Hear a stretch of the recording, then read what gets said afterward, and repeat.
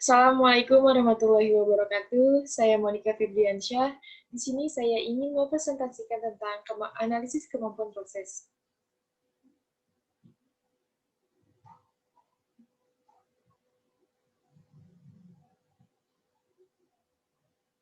Analisis kemampuan proses merupakan suatu tahapan yang harus dilakukan ketika melakukan pengendalian kualitas proses. Situasi yang menjadi bahan pertimbangan adalah: pertama, proses produksi in control, tetapi produk yang dihasilkan tidak memenuhi spesifikasi, atau yang kedua, proses produksi out of control, tetapi produk yang dihasilkan justru memenuhi spesifikasi.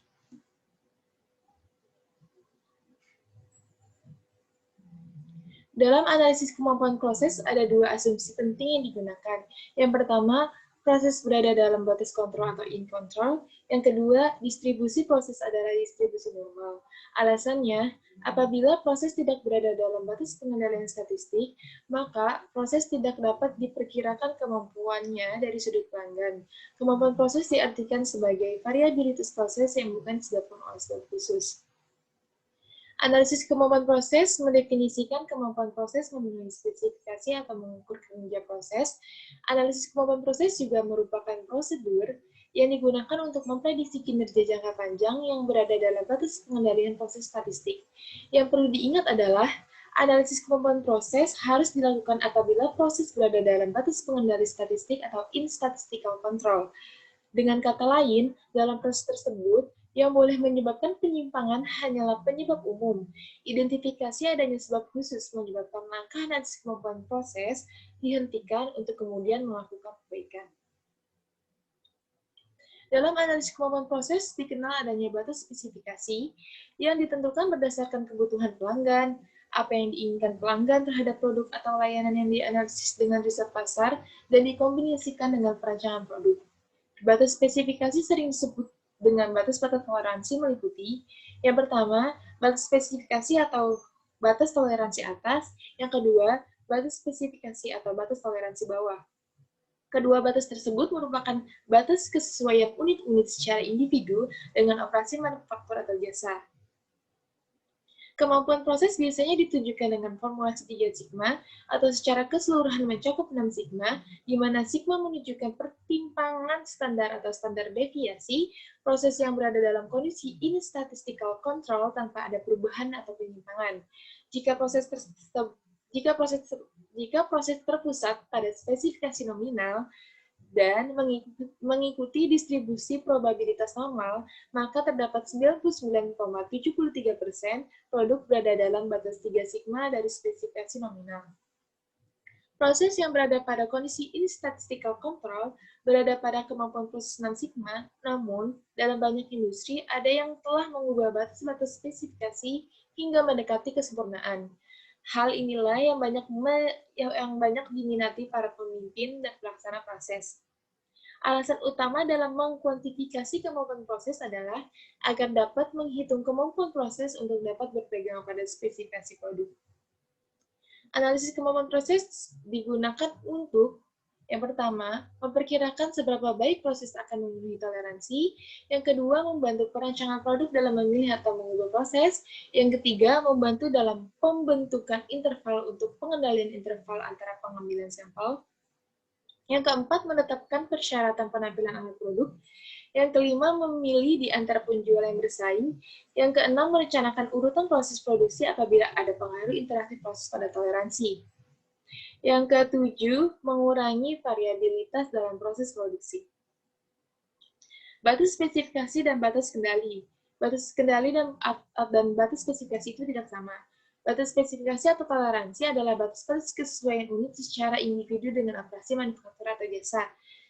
Batas spesifikasi ditentukan berdasarkan kebutuhan pelanggan terhadap produk. Tujuan kemampuan analisis proses. Yang pertama, memiliki tujuan yaitu memprediksi variabilitas proses yang ada. Yang kedua, memilih di antara proses-proses yang paling tepat atau memenuhi toleransi. Yang ketiga, menyediakan dasar kuantitatif untuk menyusun jadwal pengendalian proses dan penyesuaian secara periodik. Yang keempat, menguji teori mengenai penyebab kesalahan selama program perbaikan kualitas. Yang kelima, memberikan pelayanan sebagai dasar untuk menentukan syarat kinerja kualitas untuk mesin-mesin yang ada. Yang selanjutnya adalah manfaat analisis kemampuan proses. Manfaat analisis kemampuan proses yang pertama menciptakan output yang seragam, yang kedua kualitas dapat dipertahankan atau ditingkatkan, yang ketiga membantu dalam membuat perancangan produk maupun proses, yang keempat membantu dalam pemilihan pemasok yang memenuhi syarat, yang kelima mengurangi biaya mutu total dengan memperkecil biaya kegagalan internal dan eksternal, yang keenam memperkirakan seberapa baik proses akan memenuhi toleransi, yang ketujuh mengurangi variabilitas proses produksi, yang kedelapan membantu dalam pembentukan interval untuk pengendalian interval antara pengendalian sampel, yang kesembilan, merencanakan urutan proses produksi apabila ada pengaruh interaktif proses pada toleransi. Yang terakhir, yang ke-10, menetapkan persyaratan kinerja bagi alat baru. Pelaksanaan analisis kemampuan proses. Ada dua pelaksanaan. Yang pertama, analisis kemampuan proses harus dilakukan hanya bila proses dalam batas pengendali statistik atau penyimpangan karena penyebab umum. Yang kedua, jika diidentifikasi adanya penyebab khusus, maka analisis kemampuan proses dihentikan dan dilakukan tindakan perbaikan terhadap kombinasi mesin, alat, metode, material, dan karyawan yang terkait. Cara membuat analisis kemampuan proses. Menurut Gaina 2001, menyusun langkah-langkah analisis kemampuan proses sebagai berikut, yaitu mengembangkan deskripsi mengenai proses yang dilakukan dan meliputi input, langkah-langkah proses, dan karakteristik kualitas output-nya. Deskripsi ini untuk mengembangkan model matematis yang menunjukkan dampak setiap variabel proses pada karakteristik kualitas. Yang kedua, mendefinisikan kondisi proses untuk setiap variabel proses, meliputi penentuan nilai optimum atau tujuan setiap variabel proses. Yang ketiga, meyakinkan bahwa setiap karakteristik kualitas minimal memiliki satu variabel proses yang dapat digunakan untuk mengadakan penyesuaian dan perbaikan. Yang keempat, menentukan apakah pengukuran kesalahan dilakukan secara signifikan. Yang kelima, menentukan apakah analisis kemampuan proses yang akan dilakukan memfokuskan hanya pada variabilitas atau juga pada kesalahan yang menyebabkan masalah kualitas. Yang keenam, merencanakan penggunaan counterpart untuk mengevaluasi stabilitas proses. Yang ketujuh, mempersiapkan pengumpulan data termasuk ukuran sampelnya. Yang kedelapan, merencanakan metode analisis data. Analisis mencakup perhitungan kemampuan proses pada variabilitas dan analisis data atribut pada kesalahan, dan analisis data dari perancangan proses secara statistik. Yang terakhir, mempersiapkan waktu untuk memeriksa dan menganalisis hasil, meliputi analisis nilai optimum dan jarak variabel proses, data-data out of control dalam control card, dan hasil lain yang dianggap penting. Hal ini bertujuan untuk memperbaiki proses. Yang selanjutnya ada 3 teknik utama yang digunakan dalam analisis kemampuan proses. Yang pertama adalah histogram atau grafik probabilitas, yang kedua adalah grafik pengendalian, yang ketiga adalah rancangan percobaan. Analisis kemampuan proses menggunakan histogram. Distribusi frekuensi dapat berguna dalam menaksir kemampuan proses. Paling sedikit 50-100 atau lebih observasi harus tersedia supaya histogram agak stabil sehingga dapat diperoleh taksiran kemampuan proses yang cukup dapat dipercaya. Langkah-langkah sebelum pengumpulan data, yang pertama, memilih mesin yang akan digunakan, yang kedua, memilih keadaan operasi proses, yang ketiga, memilih operator yang mewakili. Memantau dengan cermat proses pengumpulan data, dan catatlah urutan waktu tiap unit itu diproduksi. Ini ada contoh gambaran histogram sebagai ini. Contoh gambar 8, strip 2. Ini adalah gambaran histogram yang bisa kalian amati. Ini adalah bentuk histogram.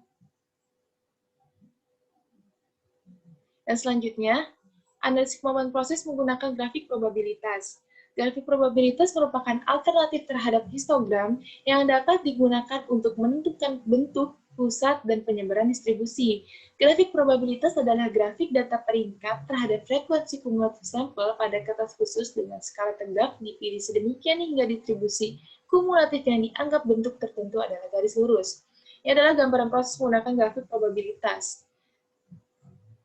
Ini adalah gambarannya, cara perhitungannya, dan ini adalah pada gambar 8 strip 4, itu merupakan grafik probabilitas. Ini saya kasih sebagai contoh, sebagai gambaran bagaimana grafik probabilitas tersebut. Yang selanjutnya, analisis kemampuan proses menggunakan grafik pengendali.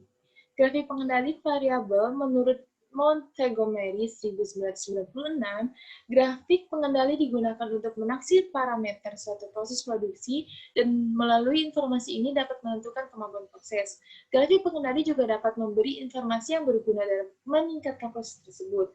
Maka, tujuan akhir dari pengendalian proses statistik adalah menghilangkan variabilitas dalam proses apabila karakteristik kualitas dapat diukur dan dinyatakan dalam bilangan dinamakan dengan variabel.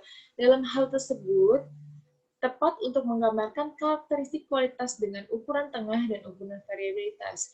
Grafik pengendali untuk nilai tengah dan variabilitas secara bersamaan dinamakan adalah grafik pengendali variabel.